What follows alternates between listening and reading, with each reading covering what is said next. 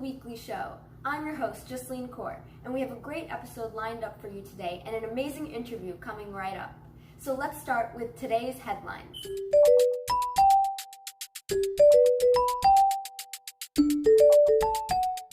Gender inequality and its persistence in politics, social contexts, and the workplace is a huge problem, and one would even call it a stain on the shiny white teeth of society. Only 10% of all patent holders are women. Only 5% of Fortune 500 CEOs are women.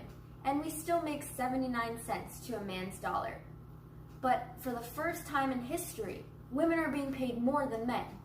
Well, at least in a board game. Hasbro is launching a new version of the game called Ms. Monopoly. Female players start with more money, get more cash when they pass go. Also, instead of investing in real estate, players invest in inventions and innovations made by women like bulletproof vests and chocolate chip cookies. Ms. Monopoly hits stores later this month. Ugh, people, how could we be so blind?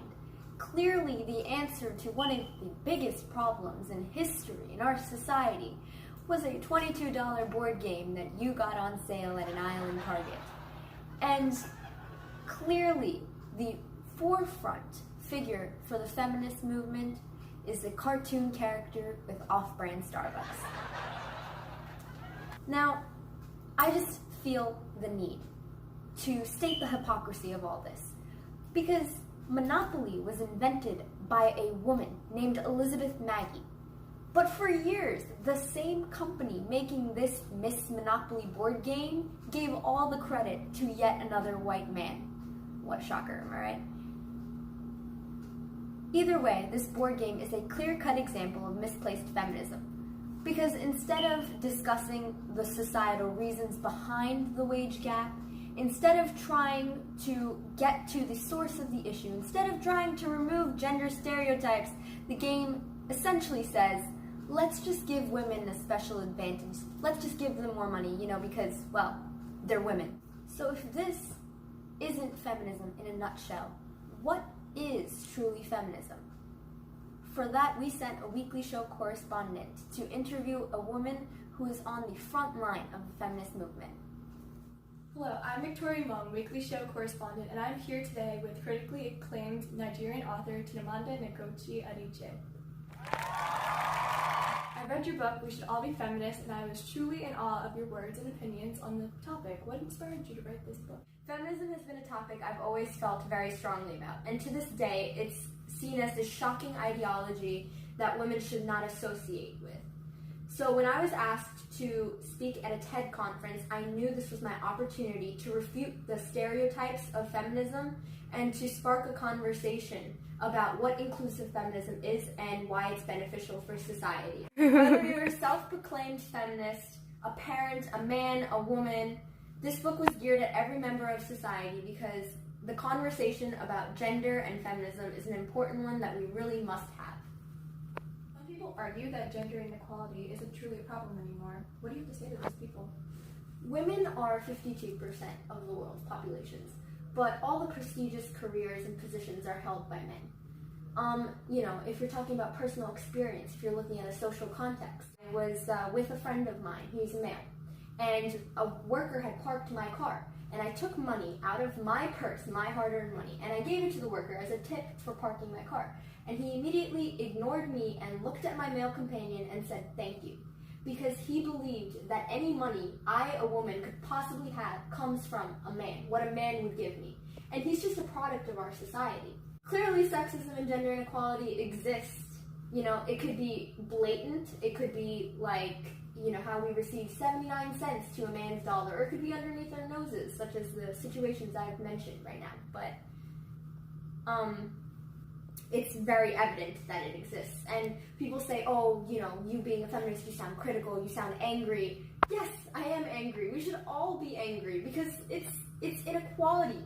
And, throughout history, anger is what brings about positive change. So yes, let's all be angry. But I'm also hopeful because humans have this capability, this ability to remake themselves for the better.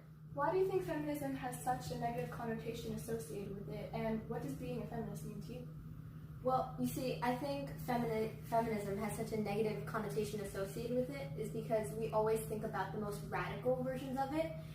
When you think of a feminist, you think of a woman who's crazy, who hates men, who can't find a husband, who doesn't like to shave or wear a bra, which is kind of these crazy negative stereotypes. Of course, women wouldn't want to associate with that. But what is truly feminism? Feminism is just advocating for equality and justice for all people, whether you're a man, whether you're a woman, regardless of your gender. And some people come up to me and they say, well, you know, if you're rooting for equality, why don't you call yourself a humanist, right?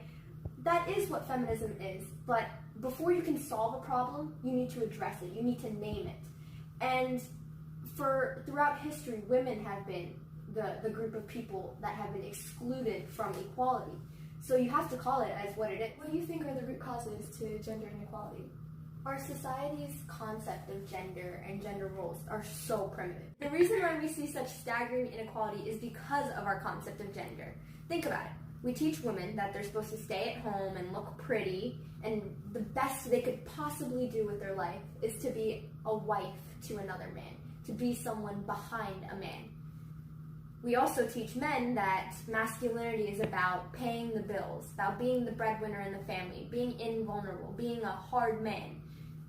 And what that means is we leave men with these fragile egos. But we do an even greater disservice to women because we raise our daughters to cater to these fragile egos. We tell them that, hey, you should be successful, you should get a job, but make sure you're not too successful. Otherwise, your husband, your boyfriend will feel threatened by you. So what, in your opinion, is the solution to this problem that we're facing? Gender stereotypes in our society prescribe how we should be rather than recognizing how we truly are. We as a people and our children would be so much happier and freer if we spent less time focusing on conforming to gender stereotypes and roles and more time on just being our true individual selves. Socialization and these gender roles, these stereotypes, they exaggerate the differences between the sexes. Remove these and you have a better society. If your daughter doesn't want to play house with her Barbie dolls and instead she wants to be a successful, wealthy, millionaire businesswoman, let her be. Encourage her. If your son loves the color pink and he likes to dance and he wants to be a chef, don't make him feel like any less of a man for it. You know, we need to remove these broken concepts from society and only then can we attain equality. And for everyone watching, make sure to read We Should All Be Feminists by Chimamanda Ngozi Adichie. It's a wonderful book that dissects the problems of gender inequality, what it means to be a feminist, and why the feminist movement is so inclusive and beneficial for everyone. Thanks for watching and have a great night. Te voy a buscar, yeah, yeah. Dile que tú eres mía, mía, tú sabes que eres mía.